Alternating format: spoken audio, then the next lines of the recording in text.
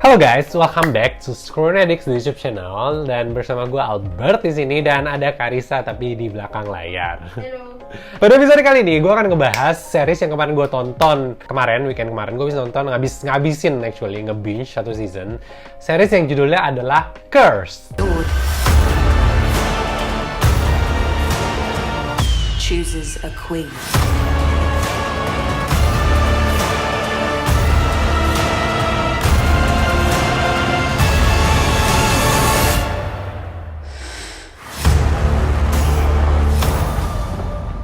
Nah, series yang dibintangi oleh seorang bintang dari Australia bernama Catherine Langford. Kalau kalian tahu, dia pernah main di 13 Reasons Why. Terus dia main di Avengers, guys. Tapi scene-nya di-cut. Kasian banget kan. Dia tuh harusnya jadi anaknya Tony Stark. Siapa? Morgan Stark, bener. Dia harusnya jadi Morgan Stark pas gede, cuman di-cut, kasihan banget gak sih dia? Jadi Curse ini menceritakan tentang sebuah legendanya King Arthur, tapi ini dia kayak what if, atau di apa ya namanya, di altered lah di legendanya. Jadi ceritanya yang megang pedang Excalibur itu sebelumnya bukan King Arthur, tapi cewek bernama Nimue ini yang diperankan oleh Catherine Langford tadi. Series ini tuh diangkat dari sebuah novelnya judulnya Curse juga yang yang ditulis oleh Thomas Wheeler dan Frank Miller. Oh, kalau kalian pernah baca komik DC kayak Batman Year One atau DC Superman itu yang baru, nah itu si Frank Miller ini yang nulis salah satunya. Jadi sebuah ceritanya itu diangkat dari sebuah legenda Britannian tentang King Arthur. Kalau kalian tahu King Arthur dan Knights of Round Table, kan King Arthur punya pedangnya tuh yang paling kuat yang katanya bisa menebas segalanya, life or death. Nah, itu Excalibur kan namanya. Nah, ini kayak prequelnya sebelum pedang itu diberikan ke King Arthur. Nah, menurut legenda juga, jadi pemeran utamanya itu Nimue yang diperankan oleh Catherine Langford tadi. Nimue ini adalah seorang kayak ibaratnya di dunia ini tuh ada dua kind, peri yang mereka bilang fae, jadi itu kayak magical creature lah tapi seperti manusia, dan ada manusia sendiri gitu loh, human blood gitu. Nah, ada penjahatnya tuh kayak Red Paladin ini yang mau membasmi peri-peri di muka bumi ini, dan mereka tuh bawa-bawa kekristenan, bawa-bawa salib gitulah ibaratnya. Itu background ceritanya. Nah, si Nimue ini dia adalah seorang fairy yang mamanya merupakan high priest di salah satu desa yang disebut Fae, benar. Bukan fairy namanya. Mereka sebutnya di sini Fae.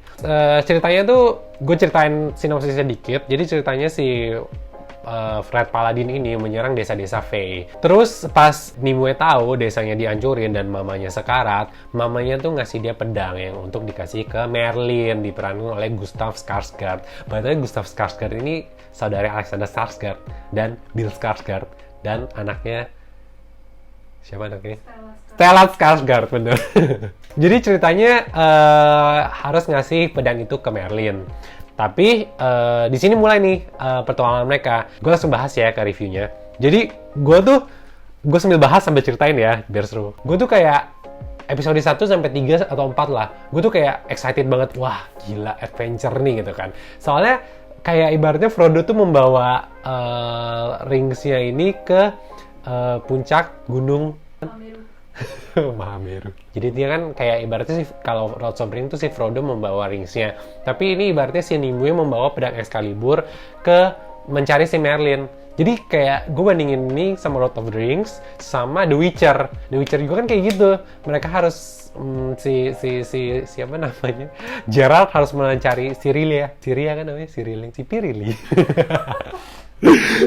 siapa sih namanya? Siri bener. Siri doang. Ya. Jadi ya gue membandingin ini dengan The Lord of the Rings dan The Witcher, di mana mereka tuh harus menyelesaikan satu misi untuk mencari orang atau mengantar barang gitu kan. Kalau Lord of the Rings kan ibaratnya kayak Gojek lah, nganterin barang tuh. Nganterin ring tuh si Frodo dan temennya siapa?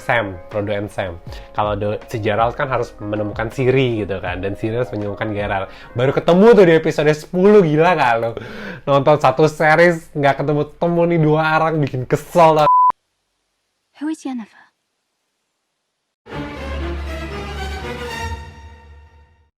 Kalau di sini tuh si Nimue harus mengantarkan pedang yang ini kayak dying wish mamanya untuk mengantarkan pedang ini ke Merlin gitu. Nah, ternyata si Nimue ini punya kutukan. Waktu kecil tuh dia diserang sama beruang. Beruangnya kayak beruang setan gitulah, demon bear.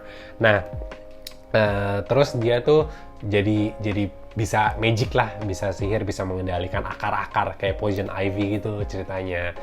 Abis itu dia ketemu King Arthur dan gue bingung kenapa King Arthur di sini jadi black gitu. Ini mereka tuh mau race inclusiveness, cuman agak aneh ya, dimana kalau kalian tahu tuh Britain itu masih eksklusif banget sama orang kulit putih, dan orang-orang Afrika yang ke Britain kan itu kan baru terjadi di tahun 1800 akhir ya kan. Mereka menjadi slave awal-awal. Masa ini ada keturunan bangsawan ya kan? Itu gue agak bingung, mereka kayak mau race equality, cuman kayak agak aneh, agak maksa juga. Dan di sini mulai petualangan si King Arthur, Nimue, dan adiknya Morgana untuk mencari Merlin gitu. Tapi akhirnya mereka ketemu Merlin di episode 5 apa 6. Nah, dari situ udah downhill kalau menurut gue.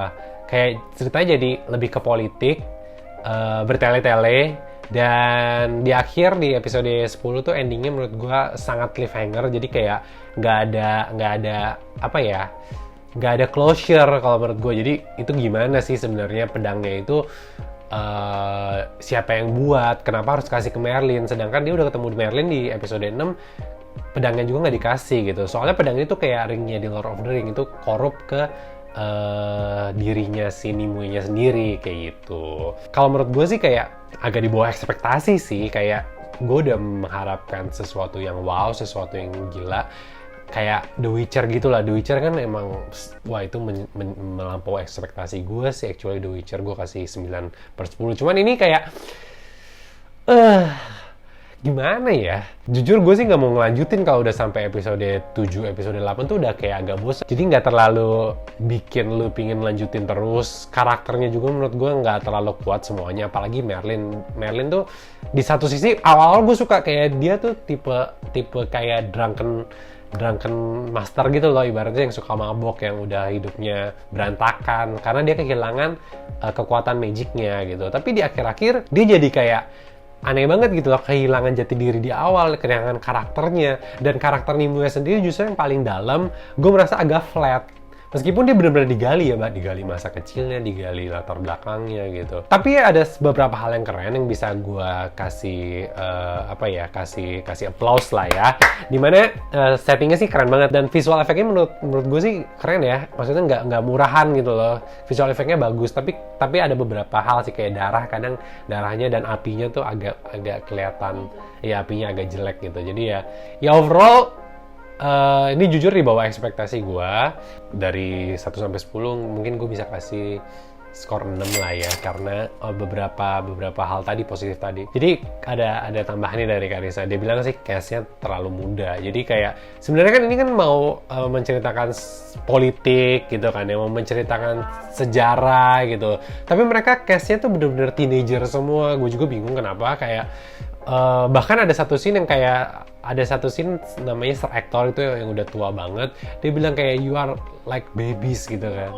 You are all babies gitu. Mereka semua kayak masih bocah semua sebenarnya sih, dan gue pikir ini nggak merepresentasikan legend dari King Arthur sendiri gitu loh. Kalau kalian lihat, dan terlalu sopan ya menurut gue ya. PG-13 banget. Bahkan si Catherine Langford nih terlalu tertutup gitu dibandingin dengan Witcher kan di mana-mana tete ya. Aduh. Jadi ya kalau kalian mau nonton sih ya nggak apa-apa gitu. Cuman menurut gue sih ya jangan ngabisin waktu kalian untuk nonton film kayak gini. Kalau lagi gabut nggak apa-apa. Betul sekali. That's it untuk review. That's it untuk review kita tentang Curse. Thank you guys for watching this video. Jangan lupa subscribe, share, dan like video ini. And I'll see you guys next episode. Bye!